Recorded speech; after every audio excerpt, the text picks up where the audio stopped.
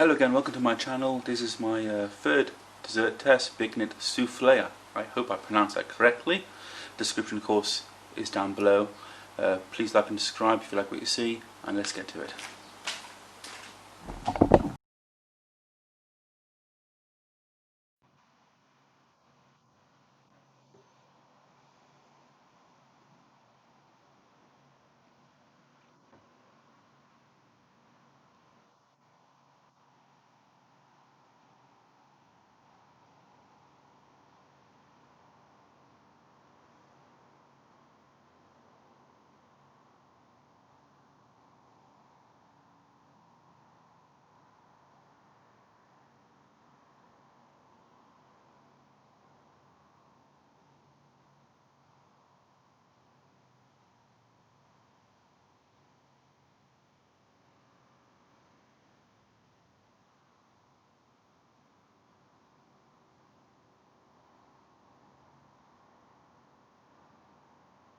It's probably best to mention here that you should not leave the metal spoon in the saucepan here. As you can see, it's about to fall in. Let's pick it up. Best use a wooden spoon, I think, in future here. As pan, we'll only just switch between switched on. Just managed to get away with it.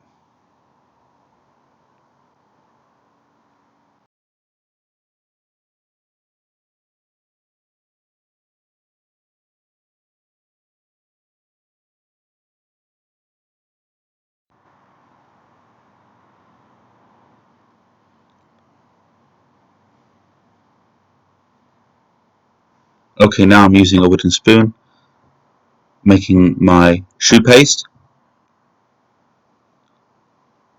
Just amalgamating my water, butter. Now I'm just adding my salt to my flour. Now I'm just going to begin incorporating the flour into the wet mixture. And when you're making this choux paste, you need to be careful that it doesn't stick to the sides.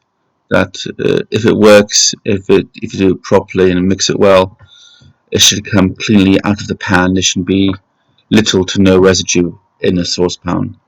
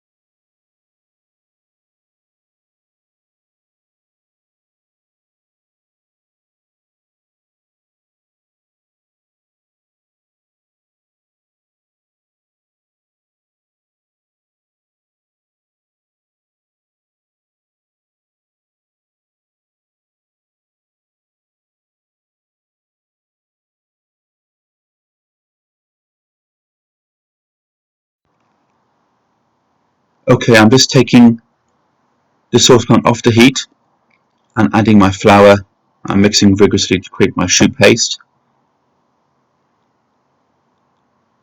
And then I'll return it back to the heat and continue to mix it vigorously. It's important to carry on mixing vigorously to combine the ingredients, and eventually, if successful, the choux paste won't stick to the sides of the saucepan, which will be a very good sign. You'll see that in a moment. And then I'm just going to carry on mixing this paste and then transfer it to a bowl to cool down. When allowing it to cool, you don't want it to be completely cold, you want it warm to the touch, and then you can add your eggs to finish it off before deep frying.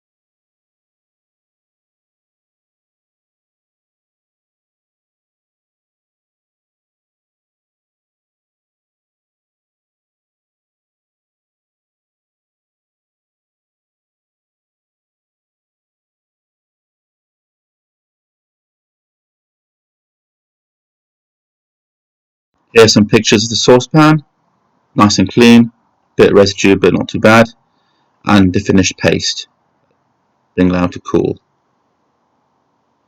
Now, as it's reasonably warm, it's not too hot, not too cold, I'm now going to gradually add my eggs and begin mixing. I'm adding a bit at a time, don't want to add it all in at once, just in case it will split. Don't want that. It does look quite sticky, quite difficult to work with, but you need to persevere, you need to keep adding your eggs and mixing vigorously. It will come together, I promise you.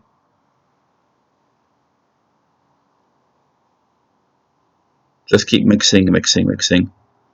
At this point, I would note the fryer is on. It's on 150 degrees, so it's like the minimum temperature it should be on. You could put it on 155, 160, but you don't want it too hot. Otherwise, when you cook the souffles, they'll brown on the outside and then be raw on the inside. You don't want that. You can also keep the lid on, it's fine. It's actually safer, prevents anything from dropping in because there's a shelf above it, even though it's moved to the side of it, just to make sure. Always important to preheat your ovens, saucepans, whatever you're going to use, make sure they're hot before cooking.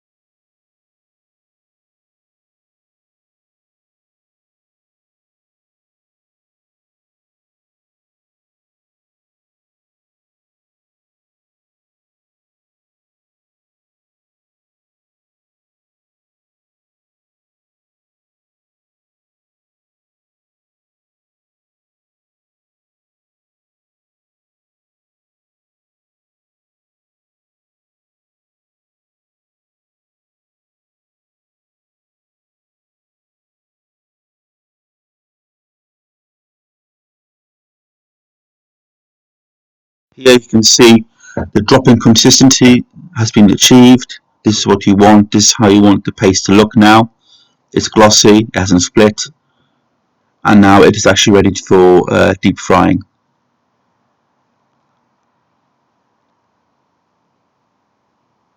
I'm just using the spatula to move around the sides of the bowl so I don't waste any mixture. I'm just making sure there's all the mixes in the bowl, not the sides. Putting that away. I'll say now that chocolate, the bowl of chocolate, you just melt in the microwave. It's very simple chocolate sauce. Here you can see the quick picture actually of the choux paste, the finished product. Now I'm going to deep fry them. I remove the lid. I'm just putting it to the side. It's not hot, the lid, it's fine. Just put it somewhere safe on the side. And now I'm just going to make little quenelles, or at least attempt to make little quenelles. They could be better shaped, if I'm honest with you. And then just carefully put them into the deep fat fryer. You could use a piping bag. I didn't have a piping bag on me at the time. You could use a piping bag, I suppose, like churros. But I decided to use the Cornell method.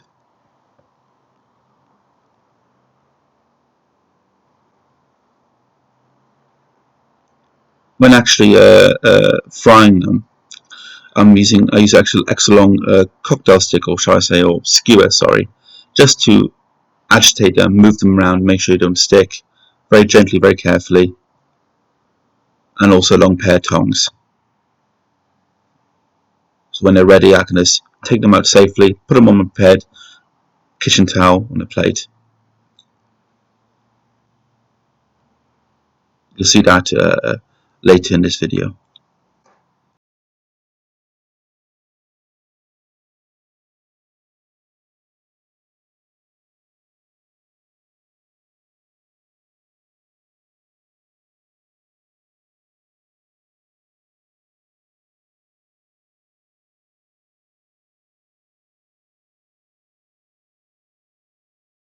Here you can see a close-up of the Beignet souffles in the frying pan.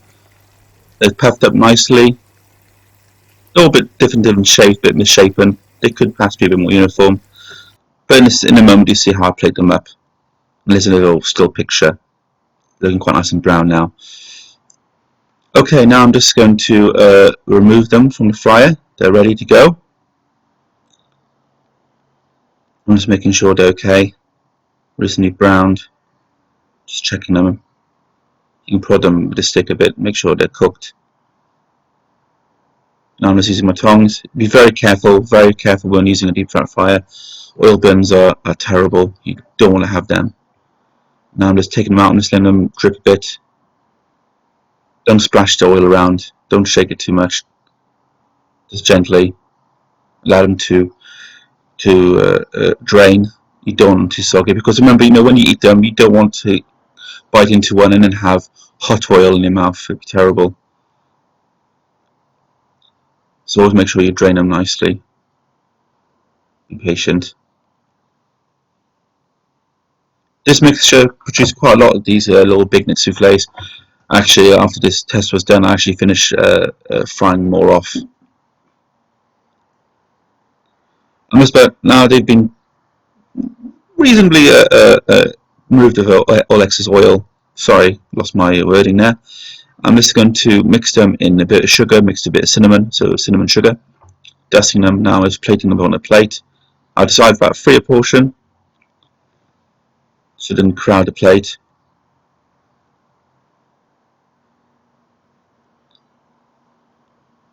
You want to do this reasonably quickly. You don't want them to lose their mass, as in they're nicely puffed up. You don't want them to be too flat. Plus a bit flat in some areas, but that could be also the heat of the oil. You may want to have the oil on a high heat, but just to make sure then you don't cook them too quickly on the outside and they're raw on the inside. Right, let's have some raspberries, a bit of chocolate sauce, drizzle on top.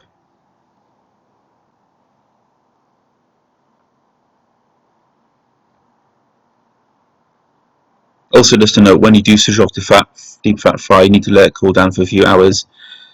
Usually in an industrial kitchen, it will take about 7 to 8 hours to cool down properly.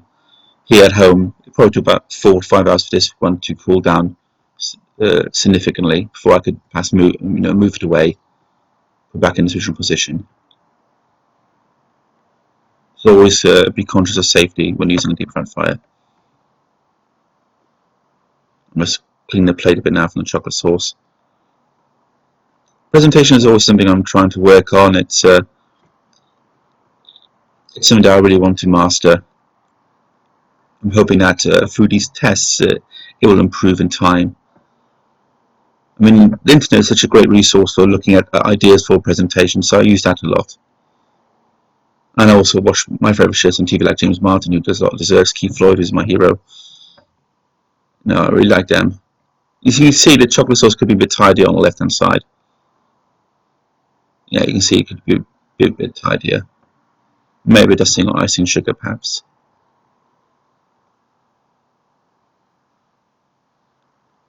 And here we are, let's just give it a little taste.